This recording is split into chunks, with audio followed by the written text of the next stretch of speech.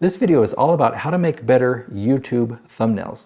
If you make your thumbnails better, you get more clicks, you get more views. We've done a lot of testing on this, and there's some things that I've figured out that will really help you get better results from your thumbnails.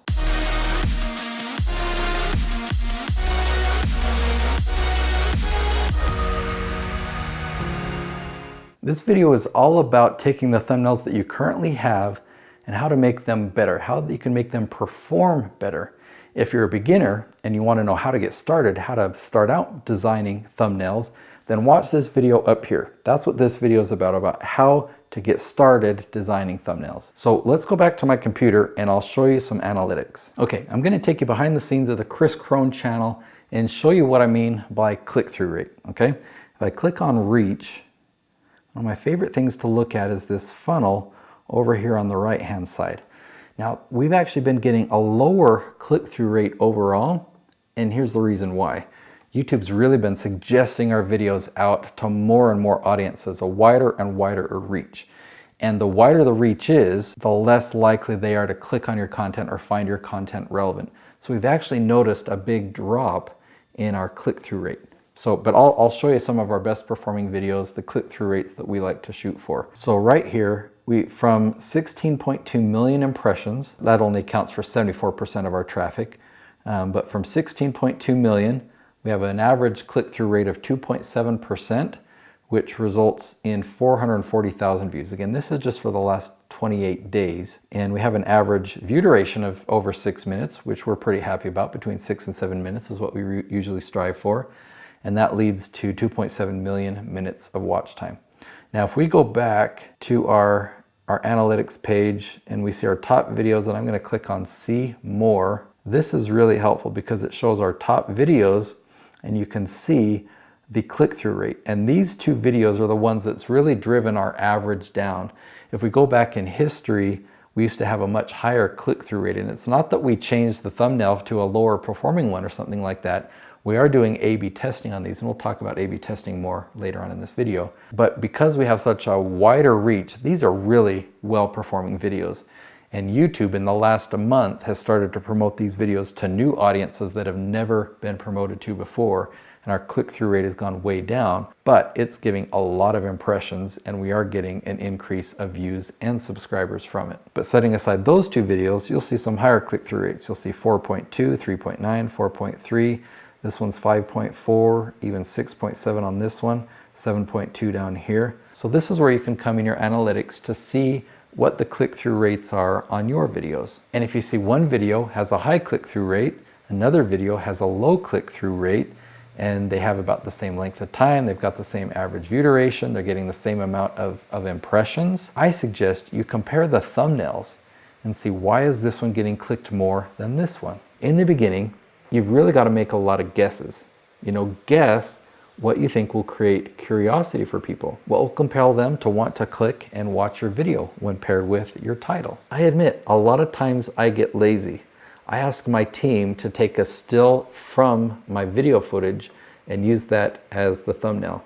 But if I'm creative, then afterwards I might take some additional shots. If I were talking about a water bottle, I might make a goofy face like, I admit, sometimes I'm lazy and I don't take the time to do that. That can really help improve your click-through rate. But here's why I haven't stressed about it, I guess, because I know a way that my team can improve my thumbnails and improve my click-through rate without me having to do anything. Okay, the magic is with A/B testing. When this video of ours started to get suggested more and more and we saw that click-through rate drop way down, I asked my team, let's see what we can do to increase it just a little bit. You'll notice here that the original, this one here, it says retard at 26 with Chris coming out of his i8, 1.5% click-through rate, or 0.5. And I saw that and like, wow, that is such a low click-through rate. What if we tried a new design for this? This video gets so many impressions. Look at this, 600,000 impressions. And so we tried a new thumbnail design. This was the variation. We kind of went back to the drawing board because we thought, wow, that is a really low click-through rate. If the test didn't work, we could go right back to the one that we had before. But we did find we got an extra 0.15% click-through rate, and that increased our watch time per impression from 6 seconds to 8 seconds. And YouTube has actually started promoting this video more and more, so it worked. Now, one thing you should be aware of is your variation doesn't always succeed. I mean, in this case, this was the original thumbnail, things I would do if I were 20. Here's our variation. We just changed the background. In my opinion, the background, you can tell it's a stock photo. It doesn't look real. It doesn't look authentic to Chris, right? It just looks like a photo that we bought, which it is. And that variation performed worse. It went down 0.5%. We just count these as learning experiences. We go back to the drawing board. Now, I love this next example because it seems like such a small or simple tweak, but yet it caused a huge improvement. And all we did is we took the text on the thumbnail and changed the words to make it create more curiosity. So here's the original. How do you know for sure? That original click-through rate was 7.25%. And I looked at that and I thought, wow, that is good. That's a really good click-through rate. But that question's like, how do you know for sure? I don't know. I think we could make that create even more curiosity. So realtors never tell you this. It's like, what? What do they never tell me? And changing those words increased it to 9.53% click-through rate.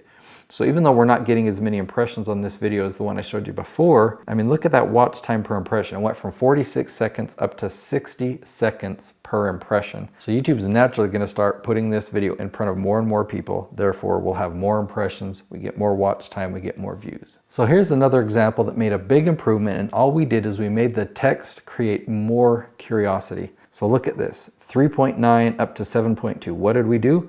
Well, the original said, can you invest $1,000? And sorry, my screenshot put this weird bar across there, but you can still see the difference here. All we changed was the text. He's pointing at a check. And he says, can you invest $1,000? Versus, you'll be surprised. You'll be surprised, and he's pointing at something. It's like, oh, what am I going to be surprised about? It makes me want to know what the video's about versus, can you invest $1,000? I could guess and say, ooh, I know that this one's going to perform better. I really don't know, but we did it, and it definitely did get better results. So our watch time per impression went from 11.5 to 26 seconds. That was a big improvement in our click-through rate. Another example from my own channel, the first thumbnail here, it says 3 key elements my team put in there. Original click-through rate of 3.92%.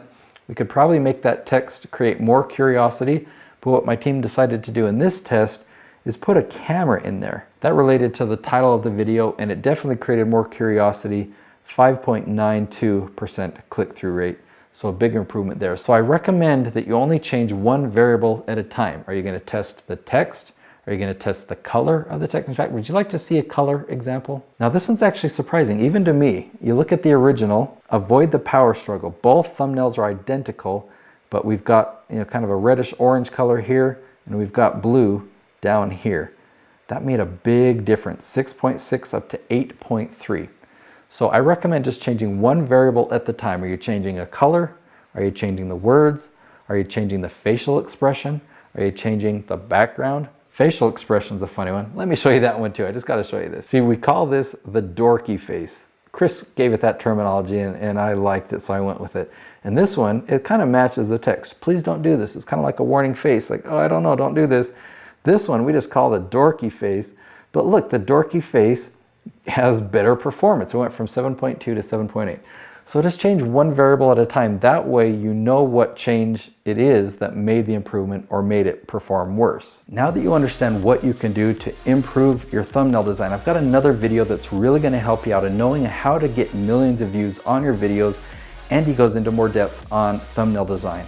It's this video right here on Veritasium on how his video was able to go viral. He shares a lot of helpful advice in this video. I highly recommend that you watch that video next.